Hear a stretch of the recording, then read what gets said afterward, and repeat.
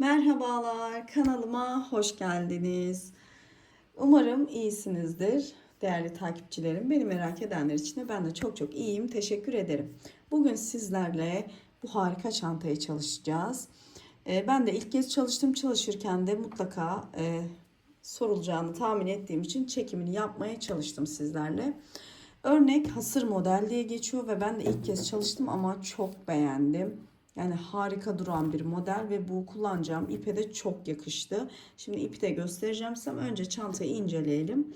Şöyle bir tokam vardı. Ben bunu tuhafiyeden aldım arkadaşlar ama çoğu artık çanta malzemesi satan yerlerde bulabilirsiniz. Bakın şu şekilde. İçinde yapışkanlı tela çalışması uyguladım ve astar. Bunu da zaten videonun ilerleyen dakikalarında göreceksiniz. Bu şekilde bir çantam. Oldukça şık. Hem günlükte kullanabilirsiniz. Topuklu ayakkabılarla vesaire daha böyle şık bir kombinle de uyarlayabilirsiniz. Şimdi size çantanın bitmiş halinin ölçüsünü vereceğim. Video içerisinde yine göreceksiniz ama başlangıçta bu bilgileri veriyorum. Şöyle 30 santim. Şöyle yüksekliği de şuradan 19 santim civarında. Kullandığım ipi göstereceğim şimdi size. Ben bu çantamda Napoli Rafya'nın MT085 kodlu üründen 2 tane arkadaşlar, bakın 120 gram 220 metre 2 tane kullandım. Bu arada reklam değildir. Yani aldığım ve kullandığım ürünleri paylaşıyorum ki hani birebir aynısını yapmak isteyenler var diye. Dediğim gibi reklam değildir. Sadece kullandığım ürünü gösteriyorum, tavsiyedir. Bununla ördüm ama buna benzer Milano rafya var. O da olabilir. Yerli rafyalardan da olabilir. Ama burada önemli olan bence yumuşak bir rafya ile örmek bunu. Zaten örerken fark edeceksiniz, dokulu ve katlı bir örnek. Yani tok duruyor. O yüzden çok sert bir ipte çok sert duracaktır. Hani yerli daha böyle yumuşak rafyalarla daha güzel olacaktır. Şimdi 3,5 milimde tığ kullandım. Ve dediğim gibi kendi arzunuza göre vereceğim ölçüleri göstereceğim ölçüleri büyütüp o şekilde yapabilirsiniz. Ama bence el çantalarında idealdir yani bu 30 santim. Bence idealdir. 30 santim 20 santime yakın bir genişliği olması idealdir. Tabi burada önemli faktör de şu kullandığınız, eğer kullanacaksanız kemerin de yani uyumlu olması çantanızla. Şöyle yani kapattığınız zaman bu bakın şuraya konumlandırdığınızda bu arkadan da şöyle düzgün bir şekilde durması gerekiyor. Önde de kapandığında hani bunun boyu da önemli çantanızı kapatmada. Dediğim gibi ürünleri de verdim. Çünkü çok soruluyor bana, hani hangi ürünü kullanıyorsunuz? İşte açıkçası reklam olaylarından biraz böyle çekindiğim için paylaşmak istemiyordum ama reklam değildir deyince o kullandığım ürünleri, aldığım ürünleri bir sıkıntı olmuyormuş. Şimdi ben de o yüzden paylaşıp sizlere yardımcı olmak istedim. Şimdi dediğim gibi çantamızın yapımına geçeceğiz. Ve siz de bu güzel çantayı benimle birlikte örebileceksiniz. Haydi o zaman çantamızın yapımına geçelim. Merhaba arkadaşlar, kanalıma hoş geldiniz. Nasılsınız? Umarım iyisinizdir. Beni merak eden arkadaşlarım, ben de çok iyiyim. Teşekkür ediyorum. Bugün sizlere bakın şöyle harika bir hasır model örgüm var. Yani ben de ilk kez çalıştım ama çok memnun kaldım. Bakın hem önden hem arkada aynı görüntü. Şimdi bunu parçasını hazırladım. Çantamız tek parçadan oluşuyor. Oldukça pratik, şık ve zamansız yani. İstediğiniz her zaman kullanabilirsiniz bu parçayı. Sporda kullanabilirsiniz, klasikte kullanabilirsiniz. Size kalmış. Şöyle bakın yakından gösteriyorum. Çok güzel bir modeli var. Şimdi ben ana parçayı hazırladım. Zaten tek parça hazırlayacağımız için ana parçayı hazırladım. Ölçülerini vereceğim. Sonra size küçük bir motifte nasıl yapıldığını göstereceğim. Siz de istediğiniz ölçülere göre çalışabilirsiniz. Şimdi hemen ölçümü veriyorum. Bakın bu size kalmış bir hani ölçü seçeneğidir. Ben kendimce bir ölçü belirledim. 30 santim arkadaşlar. Genelde kılaçlarda 30 santim civarı çalışıyorum. Şimdi 30 santim. Şöyle yüksekliği de 45. Şöyle bakın 45 santim. Şimdi burada örneği dediğim gibi küçük bir motifte anlatacağım. O şekilde çalışabilirsiniz. Benim yapılmış hal 30 santim. Burada söylediğim şekilde şimdi ilerleyen dakikalarda zaten ayrıntıyı vereceğim. Şimdi genel olarak detaylardan bahsedeceğim. Şöyle 3,5 milim tığ kullandım ve kullandığım ip bu. Dediğim gibi benim aldığım ip bu arkadaşlar. Hiçbir şekilde reklam yoktur. Sadece çünkü çok soruyorsunuz şimdi hani hangi ipi kullanıyorsunuz, aynısını yapmak istiyorum diyenler için. Şöyle bakın, Napoli Rafya'nın ipi var. Kodu da bu. Şimdi bundan bu ikinci. Yani ikinciden bu kadar artıyor. Örnek biraz ip yiyor arkadaşlar ama çok güzel görünüyor bakın. Yani harika ya. Çok beğendim. Bu normal yerli rafyayla da çalışabilirsiniz. Ama ipinizin yumuşak olmasına dikkat edin. Hani çok sert de böyle çok sert durur. Çünkü dediğim gibi tok bir örnek. Kalın iplerde daha sert bir görüntü olur. Yerli rafyayla da çalışabilirsiniz. Dediğim gibi Milano ile de çalışabilirsiniz. O da bu ipe benziyor. Ben bu ipi kullandım. Kodu da bu. Tam renk kodu. Bakın çok güzel bir hasır tonu. Harika bir tonu var. Ve ölçülerimi verdim. Şimdi size örneğin hangi sayılarla çalışıldığını anlatacağım. Şimdi kullanacağım malzemeleri de tekrar göstereyim. Bakın şöyle bir kapağım vardı. Ben bunu değerlendireceğim. Bir de şimdi bunu bitirdikten sonra şöyle arkasına bakın, bu yapışkan astar telalar var. Arkası yapışkanlı, bu çantanıza tokluk sağlıyor. Bunun üstüne ben astar yapacağım tekrar. Bunu tek başına kullanmıyorum.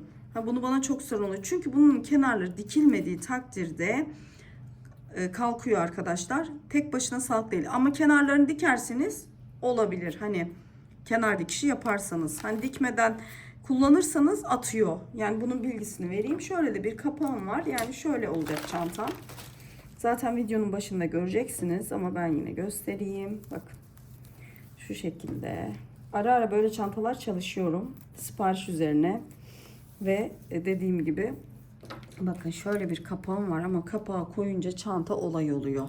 Yani bakın böyle size çok sade gelebilir ama şu kapak olayı, bakın şöyle harika bir çantamız olacak. Kenarlarını birleştireceğiz ve çantamız hazır olacak. Bakın yani örgü de o kadar yakıştı ki çantaya. Şimdi dediğim gibi önce örneğin tarifine geçelim.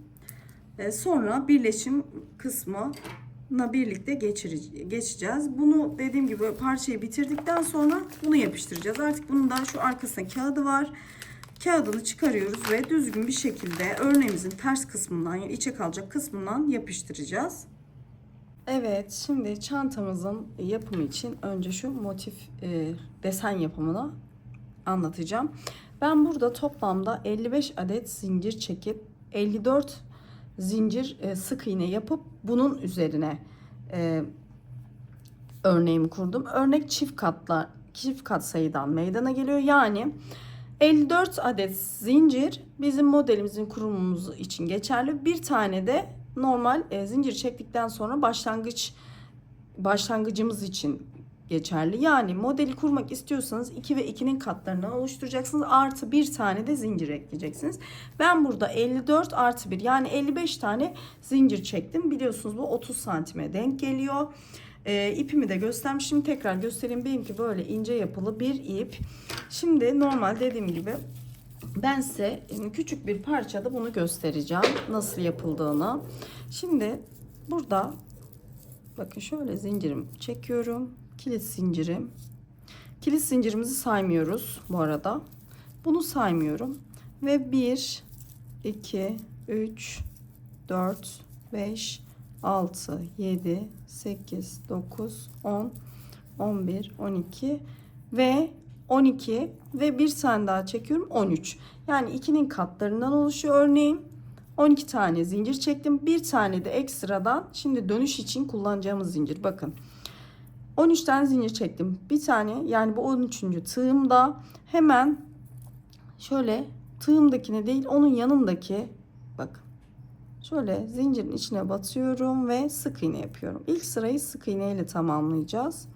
Şöyle ben iki kısmını da alıyorum. Bakın iki lobunu da alıyorum. Hemen bir sık iğne. Yanına hemen Diğer zincirlerimi içine de yapıyorum. Toplamda 12 tane zincirim olmuş olacak. Pardon, sık iğnem olmuş olacak.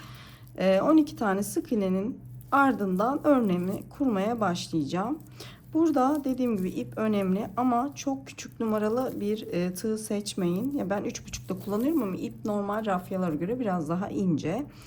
4 numara normal rafyalarda 4 numarada kaldırır diye düşünüyorum. Çünkü örnek oldukça tok duran ve sıkı görünen bir örnek olduğu için çok sıkı yaptığınızda böyle sizi de zorlar.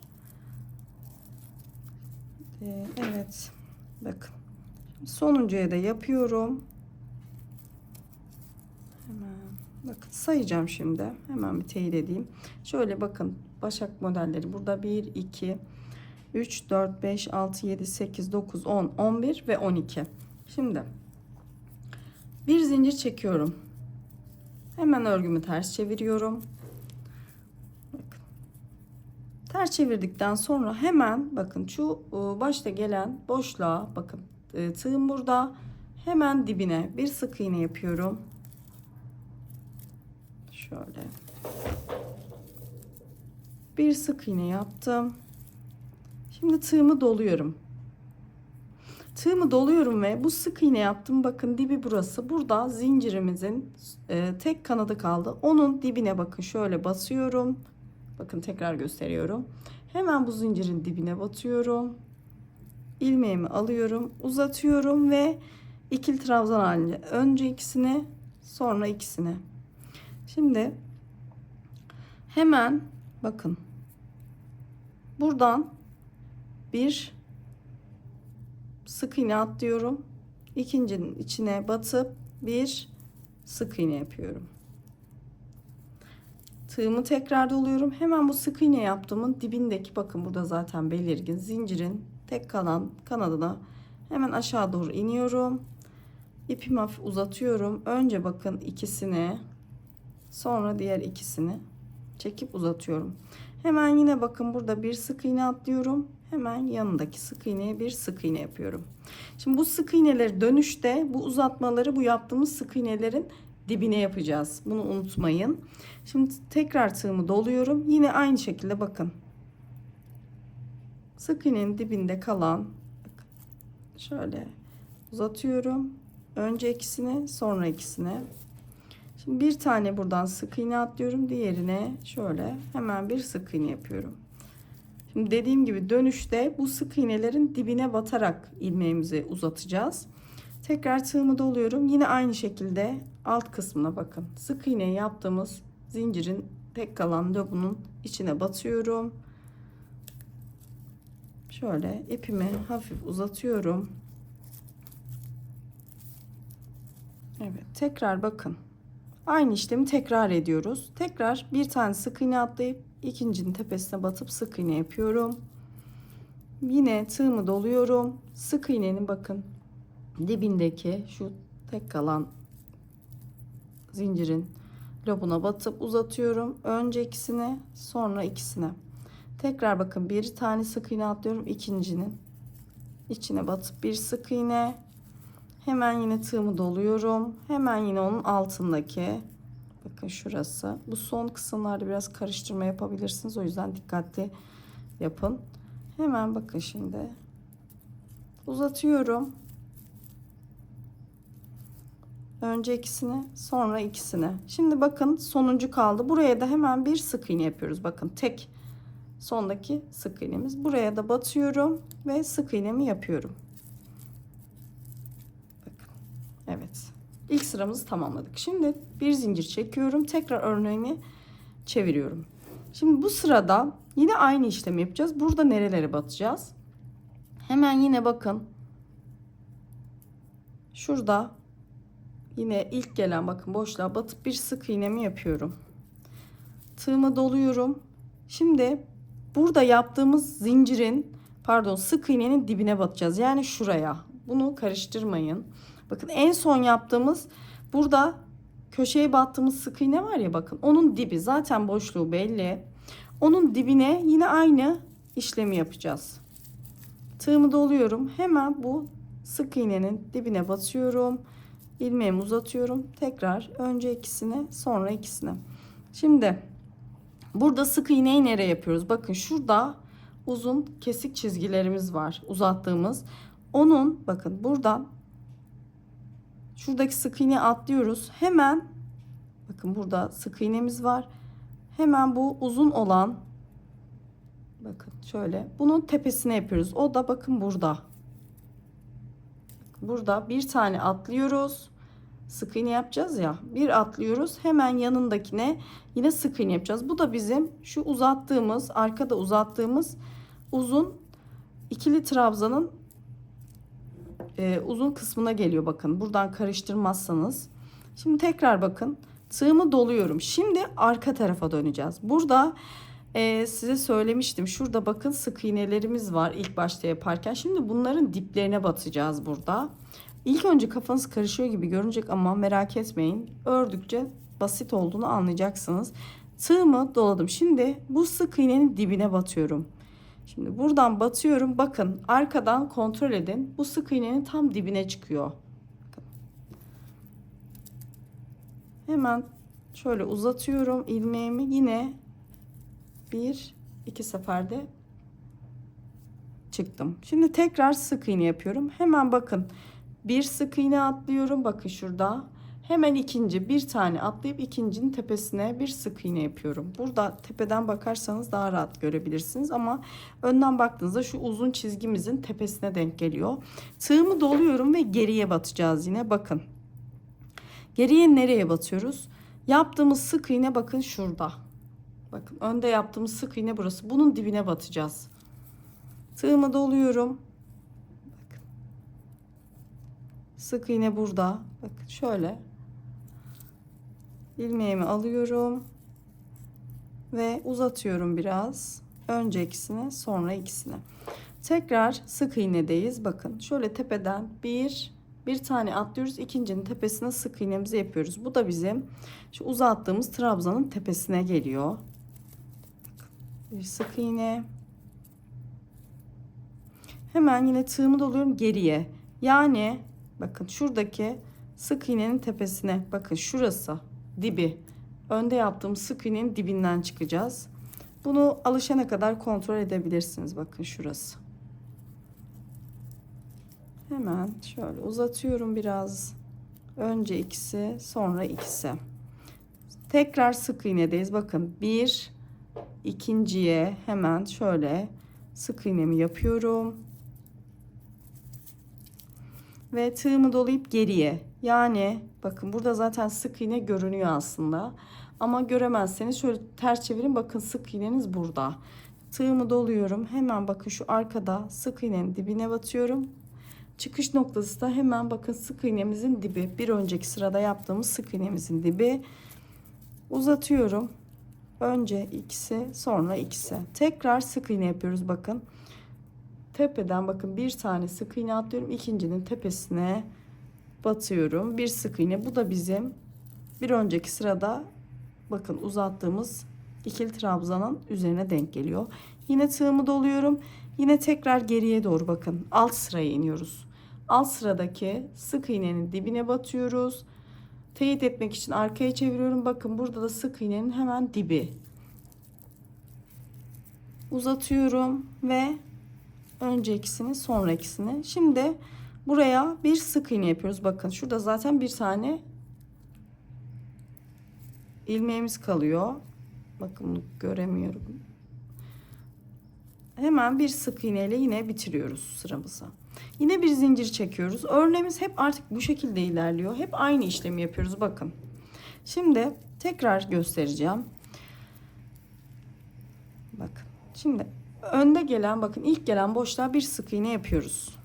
Sonra tığımı doluyorum. Bakın bu sık iğnenin dibinde şu sırada battığımız bakın sık iğnenin hemen dibine batacağız. Şuradası yani. Sık iğnenin dibine batıyoruz. İlmeğimizi uzatıyoruz. Şöyle tekrar batıyorum. İlmeğimi uzatıyorum. Önce ikisine, sonra ikisine. Şimdi tekrar bakın bir sık iğne şuradan tepeden doğru bakarsak bir tane ilmek atlıyoruz ikinciye. üzerine sık iğne yapıyoruz. Bu da zaten dediğim gibi bir önceki sırada yaptığımız bakın ikili trabzanın üstüne denk geliyor. Bakın burada zaten yeri belli. Hemen onun üstüne denk geliyor. Tığımı doluyorum. Bakın burada aşağıda sırada sık iğnem var. Hemen bu sık iğnenin bakın dibine batıyorum. Arka sırada da hemen o sık iğnenin dibine geliyor. Batıyorum, çıkartıyorum. İkisini birlikte, ikisini birlikte. Tekrar bir tane ilmek atlıyorum. Hemen ikincinin bakın şöyle ikincinin tepesine batıyorum ve bir sık iğne. Tekrar tığımı doluyorum. Tekrar bir alt sıradaki bakın aşağıdaki şurada sık iğnem var. Onun dibine batıyorum. Arkadan da bakın sık iğnenin dibinden çıkmış oluyor. Uzatıyorum. İkisini birlikte, ikisini birlikte. Tekrar sık iğnedeyiz. Bakın bir tane şurada ilmeğim var. Tepesi görünüyor. Hemen onu atlıyorum yanındakine. O da hemen zaten bu uzattığım trabzanın tepesi olmuş oluyor. Oraya batıyorum. Bir sık iğne. Tığımı doluyorum. Hemen bir geri sıradaki bakın aşağı sıradaki sık iğneye batacağım. Bu şu çarpıların altına doğru geçmiş olabilir. Şaşırmayın. Bakın zaten burada yeri. İşte bakın şöyle. Bakın burada. Hemen alt sıradaki sık iğneye batıyorum. Bakın arkaya çeviriyorum. Sık iğnenin dibinden çıkıyor. Tekrar ikili trabzan olarak çıkıyorum. Hemen yine bir tane atlıyorum. Bakın bir ilmeği atlıyorum. İkincinin tepesine batıp sık iğne yapıyorum. O da yine söylüyorum. Bakın burada uzattığımız trabzanın üzerine denk geliyor. Tekrar tığımı doluyorum. Hemen alt sıradaki sık iğne bakın burada. Şöyle göstereyim. Bakın burası. Şöyle şu çarpı gibi duranın hemen böyle üzerinde kalıyor. Alt kısmına da geçebilir. Hani ilmeği çektiğinizde şaşırmayın. Altına batıyorum. Hemen bakın tekrar yine buradaki sık iğnenin şöyle göstereyim. Sık iğnenin altından çıkmış oluyor. Oldukça basit bir model. Şimdi kafanız karışır gibi olabilir ama yaptıkça çok çabuk da böyle hani ilerliyor ve hiç sıkıcı bir örnek değil. Hemen tekrar bakın bir tane atlıyorum. İkincinin tepesine sık iğne. Tekrar tığımı doluyorum. Hemen alt sıradaki sık iğnenin dibine batıyorum. Ve kontrol ediyorum arkadan. Bakın sık iğnem burada. Onun dibinden çıkıyor. Uzatıyorum ve iki seferde. Ve sonunda bakın şurada ilmeğim var köşede. Tek sık iğne. Buraya da bir sık iğne yapıyorum. Şimdi bu yaptığımız sık iğneyi işte dönüşte uzatmayı bunun dibine yapıyoruz. Şimdi tekrar gösteriyorum. Bir sıra daha. Artık zaten hep aynı şekilde örüyoruz. Değişik hiçbir şey yok. Şimdi bir zincir çektim. Tekrar döndüm. Bakın hemen şu ilk gelen boşluğa bir sık iğne yapıyorum. Tığımı doluyorum. Hemen bakın bu sık iğnenin dibine. Şurada en son yaptığımız bir önceki sırada en son yaptığımız sık iğne burası. Bunun dibine batacağız bakın. Çeviriyorum. Tekrar dibine batıyorum. İlmeğimi uzatıyorum. İki seferde. Şimdi sık iğne sırasındayız. Bakın buradan anlamıyorsunuz. Şöyle tepeden bakın. İkinciye bir sık iğne yapıyoruz hemen. Burası değil pardon. Bu dönüşte şuraya yapıyoruz bakın. Şimdi bu dönüşlerde yanlış anlaşılma olmasın. Şimdi burayı buranın olduğu için şurayı atlıyoruz arkadaşlar. Hemen yandakine yapıyorum ben. Bakın. Bakın döndük. Burayı değil şunun üzerine yapıyorum sık iğnemi. Buraya yaparsanız artış olur. Zaten burayı yapmış olur. Şimdi bir de bunu yaptığınız zaman artış olacaktır. O yüzden köşe dönüşlerinde bu şekilde yapıyoruz. Tekrar tığımı doluyorum. Bakın alttaki sırada şurada sık iğnem var. Hemen onun yine bakın dibine hemen batıyorum ve arka sıradaki sık iğneye denk geliyorum diye kontrol ediyorum. Ve 2 tekrar bakın atlıyorum. Hemen ikincinin tepesine bir sık iğne. Hemen tığımı doladım. Tekrar bakın alttaki sıradaki sık iğnenin geriye gidiyorum. Şu çarpı bakın işaretin hemen yanında sık iğnemiz var. Gizleniyor böyle araya. Onun dibine batıyorum. Hemen arka taraftan da bakın sık iğnenin dibinden çıkıyor. Şimdi bu şekilde örneğimizi tamamlayacağız. Dediğim gibi sadece şu başlangıçta bir püf noktası var. Demin söylediğim yeri orayı atlamazsanız çok çok basit bir örnek ve yapımı çok zevkli, örümü de çok keyifli. Yalnız dediğim gibi biraz fazla ip harcıyor. Ya benim kullandığım ip gösterdim size. O biraz gramajı, metrajı uzun bir ip olduğu için iki tane yetti. Şimdi tekrar bakın. Yapacağınız parçaya göre de ipin tabii ki yeterliliği değişecektir. Şimdi bakın son sık iğneyi buradaki köşeyedeki sık iğnemi yapıyorum. Şimdi evet. Şimdi bir zincir çekiyorum. Bakın tekrar burayı size göstereceğim. Şaşırmamanız adına. Zinciri çektikten sonra hemen bakın ilk gelen boşluğa bir tane batıyorum. Şimdi tığımı doladım. Hemen bu en son bir önceki sırada yaptığım en son sık iğnenin dibine batıyorum. İpimi uzatıyorum. Ve yine ikili trabzan. Burada bakın.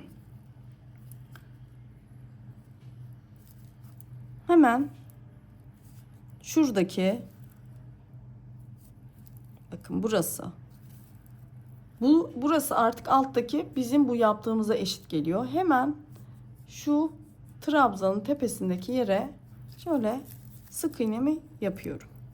Bundan sonrası zaten şu başlangıçlar biraz karıştırılıyor. O yüzden tekrar göstermek istedim. Sonra zaten hep geriye doğru bakın.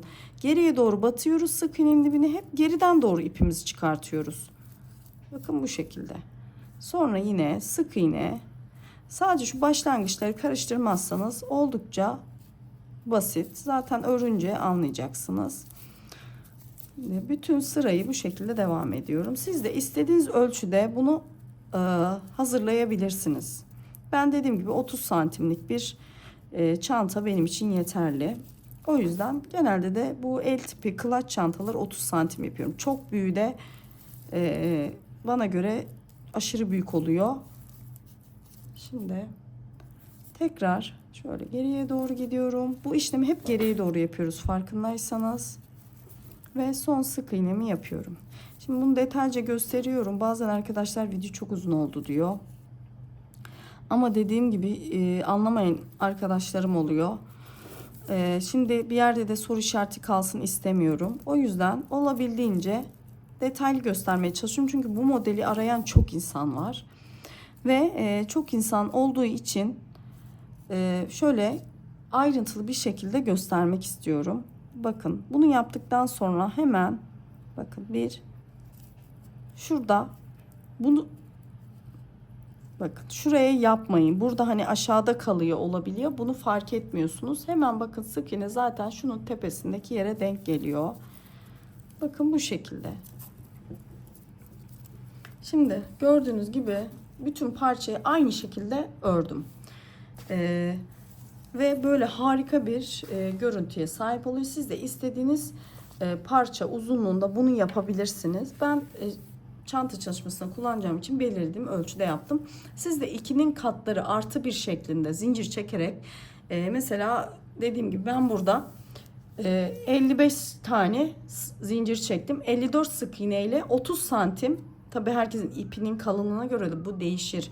Yani 30 santimlik bir örgü elde ettim. Siz de zincirinizi çift sayılara uygun yaparak artı bir tane de ekleyerek bu modeli yapabilirsiniz. Şimdi istediğimiz boyutta parçamızı örerek bitiriyoruz ve çantamızın birleşimine geçeceğiz. Şimdi bakın tekrar şöyle tığımı doladım. Yine bir alt sıradaki bakın arkadaki hemen bakın çapraz şu arkadaki çapraz çizginin hemen yanında bakın sık iğnemiz. Hemen dibine batıyorum. Arkadan kontrol ediyorum. Bakın burada da sık iğnenin dibinde.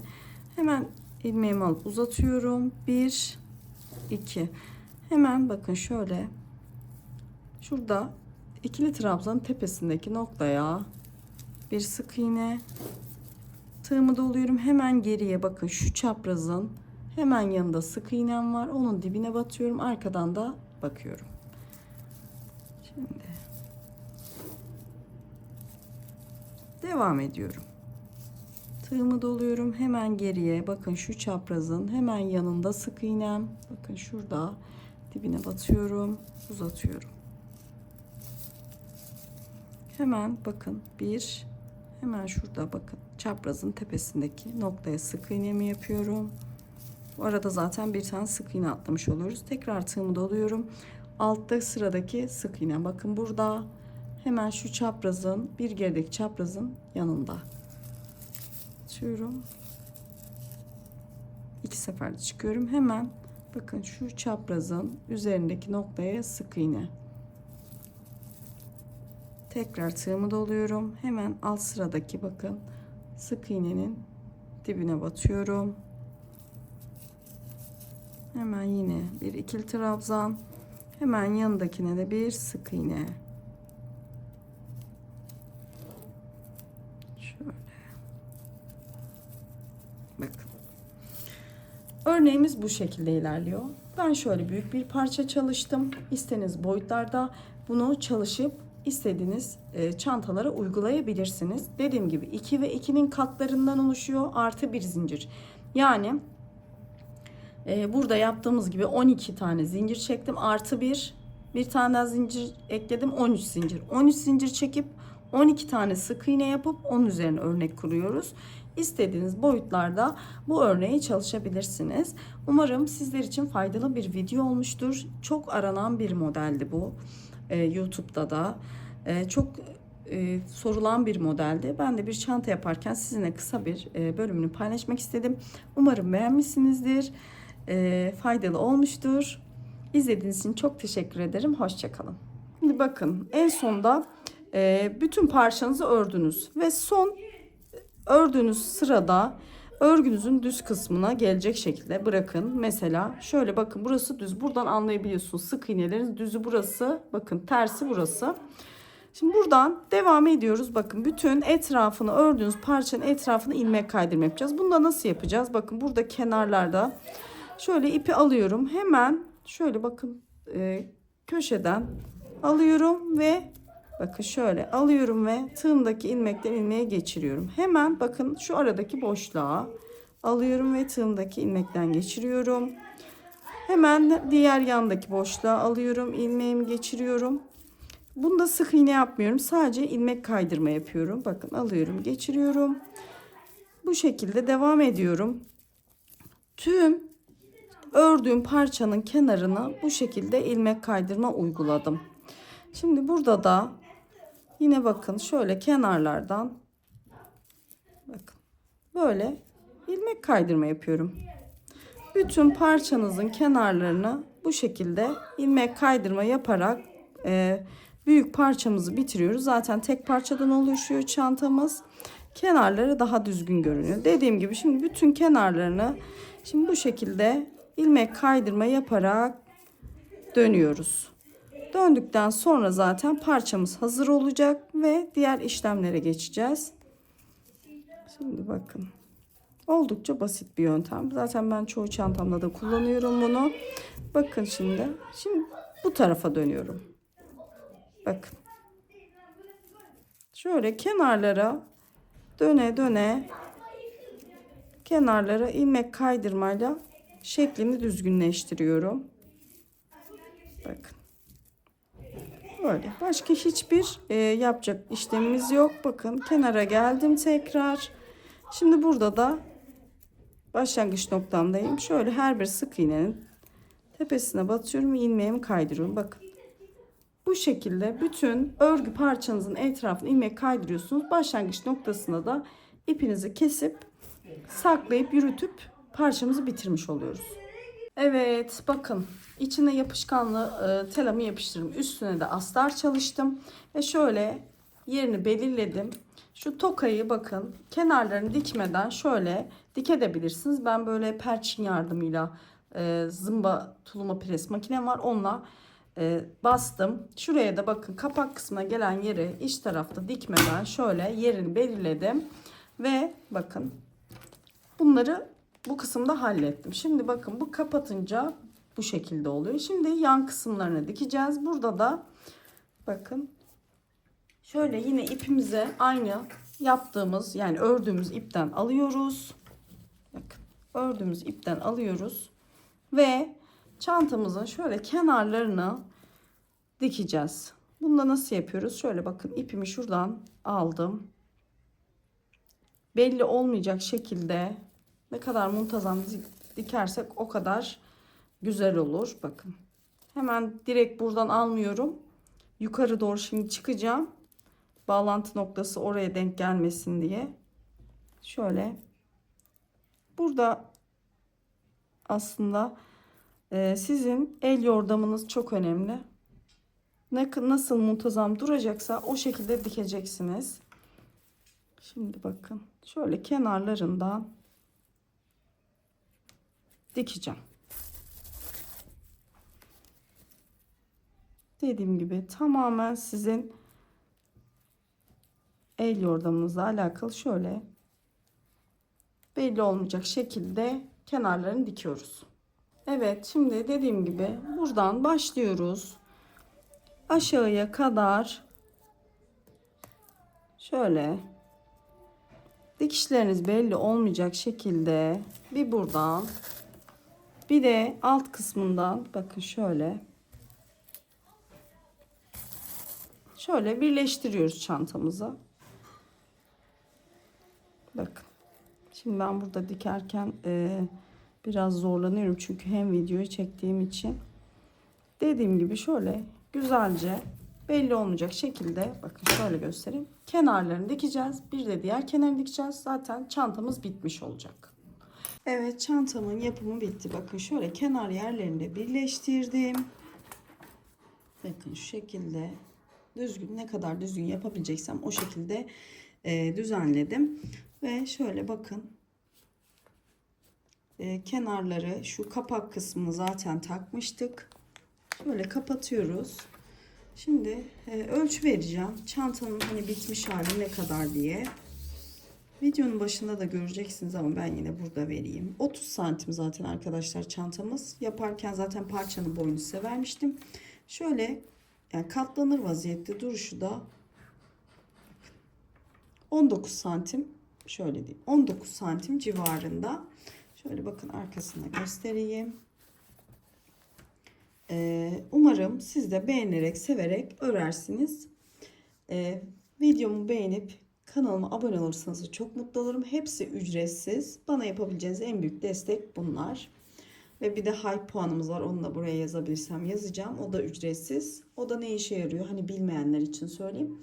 Bu puanı verdiğinizde beni takip etmeyen insanların önüne videomu düşürüyor YouTube. Yani biraz böyle hani başkalarına beni tanıtıyormuş gibi. Öyle düşünün. Şimdiden hepinizin eline sağlık. Bir dahaki videoma kadar hoşça kalın. Beni Instagram hesabımdan da takip edebilirsiniz. O da Ette Tasarım. Oradan da yaptığım ürünleri görebilirsiniz. Şimdiden çok teşekkür ediyorum desteğiniz için ve hoşça kalın.